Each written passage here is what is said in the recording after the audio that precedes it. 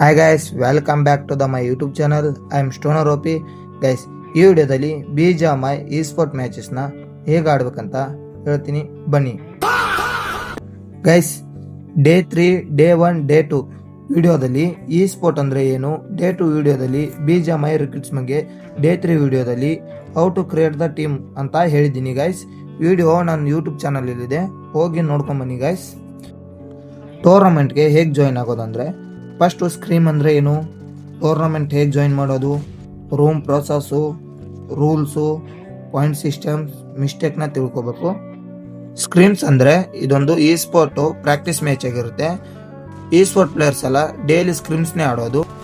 ಯಾಕೆ scrim important ಅಂದರೆ, team building ಬೆಳೆಯುತ್ತೆ, ಕಮ್ಯುನಿಕೇಷನ್ ಇಂಪ್ರೂವ್ ಆಗುತ್ತೆ, ಗೇಮ್ ಸೆನ್ಸ್ ಬಿಲ್ಡ್ ಆಗುತ್ತೆ, ಪ್ರೆಷರ್ ಹ್ಯಾಂಡ್ಲಿಂಗ್ ಮಾಡೋಕ್ಕೆ ಹೆಲ್ಪ್ ಆಗುತ್ತೆ.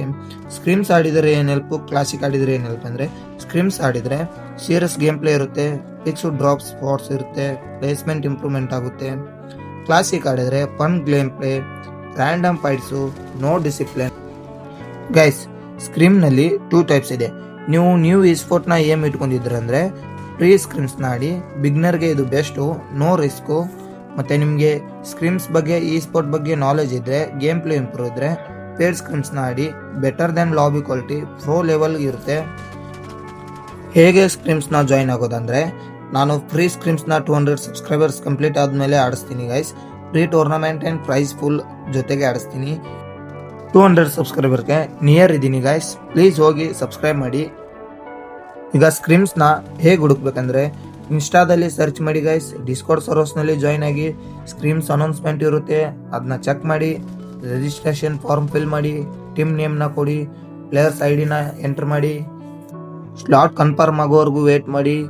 ನೀವು ಇನ್ನೂ ಮ್ಯಾಚ್ ಟೈಮ್ಗೆ 5 ಮಿನಿಟ್ಸ್ ಒಳಗಡೆನೆ ಗೇಮ್ ಲಾಬಿಗೆ ಹೋಗಿ. ಇಂಪಾರ್ಟೆಂಟ್ ಏನಂದರೆ, ಲೇಟ್ ಜಾಯಿನ್ ಆದರೆ ಡೈರೆಕ್ಟ್ ಡಿಸ್ಕ್ವಾಲಿಫೈ ಮಾಡ್ತಾರೆ. ರೂಲ್ಸ್ ಏನಂದರೆ, no hacks, same hygiene maintain ಮಾಡಿ, no toxic chats, discipline more important and skills.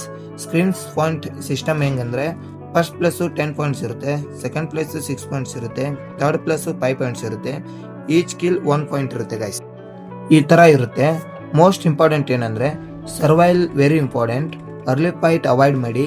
Tournament ಅಂದರೆ ಏನು, ಟೂರ್ನಮೆಂಟ್ ಅಂದರೆ ಒಂದು ಆಫಿಷಿಯಲ್ ಕಾಂಪಿಟೇಟಿವ್ ಇವೆಂಟ್ ಆಗಿರುತ್ತೆ. ಇದರಲ್ಲಿ ಪ್ರೈಸ್ ಮನಿ ಇರುತ್ತೆ, ರೂಲ್ಸು ಸ್ಟ್ರಿಕ್ಟ್ ಇರುತ್ತೆ. ಟೂರ್ನಮೆಂಟಲ್ಲಿ ಟೈಪ್ಸ್ ಇರುತ್ತೆ, ಆನ್ಲೈನ್ ಟೂರ್ನಮೆಂಟ್ ಇರುತ್ತೆ, ಲ್ಯಾಂಡ್ ಟೂರ್ನಮೆಂಟ್ ಇರುತ್ತೆ.